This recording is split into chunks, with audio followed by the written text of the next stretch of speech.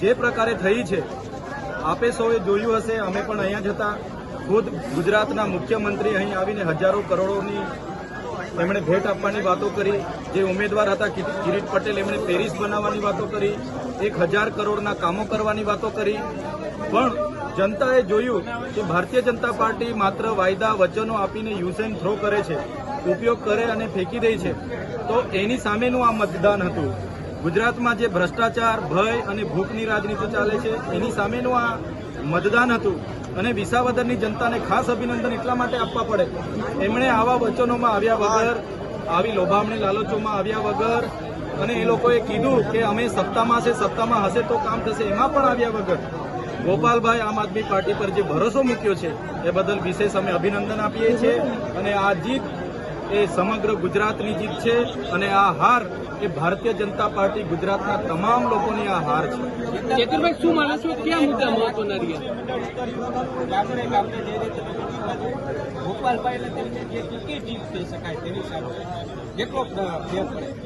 ભારતીય જનતા પાર્ટીની નીતિ રહી છે જે પ્રકારે અમારા પર પણ સામદામ દંડભેદ નીતિ અપનાવીને અમને પણ તોડવાની વાતો હતી, એવા જે પણ નેતાઓને તોડીને લઈ જાય છે ભારતીય જનતા પાર્ટી એને યુઝ કરીને થ્રો કરી દે છે. આજે તમે જવાહર ચાવડા, હર્ષદ રીબડિયા એવા ગુજરાતના કેટલા એવા સારા નેતાઓ છે કે જે લોકસેવામાં માનનારા હતા, છતાં ભારતીય જનતા પાર્ટી એમની કારકિર્દી ખતમ કરી છે. ત્યારે એની સામેની પણ આ એક મતદાન લોકોએ કર્યું છે.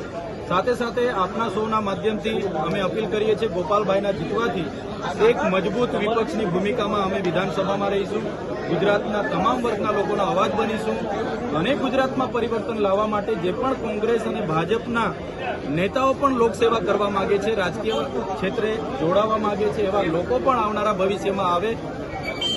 રાષ્ટ્રીય પાર્ટી આમ આદમી પાર્ટીમાં અમારી સાથે રહી, તાલુકા જિલ્લા આવનારી વિધાનસભા સાથે રહી લડીશું અને આવનારા 27માં ગુજરાતમાં પરિવર્તન લાવવા માટે આપણે સૌ આગળ. ચેતરભાઈ, શું માનો છો, ક્યાં સૌથી મહત્વનો મુદ્દો કયો રહ્યો છે આમાં? સૌથી મહત્વનો મુદ્દો અહીંયા ભારતીય જનતા પાર્ટીએ ઓપરેશન સિંદૂર, ભારત પાકિસ્તાન, હિન્દુ મુસ્લિમ, પેરિસ જેવા રોડ બનાવવાની વાતો કરી, કરોડો રૂપિયાની ભેટ સોગાતોની વાતો કરી. છતાં લોકોએ જોયું કે જે વ્યક્તિત્વ અહીંયા ઉમેદવારમાં છે એમની ભૂતકાળ ગુંડાગીર્દી સાથે જોડાયેલો છે, સહકારી ક્ષેત્રે કૌભાંડો સાથે જોડાયેલો છે, ભૂમાફિયાઓ સાથે જોડાયેલો છે, લેન્ડમાં બધી જ પ્રકારની એમની જે કામગીરી હતી એની સામે જનતાએ મતદાન કર્યું છે.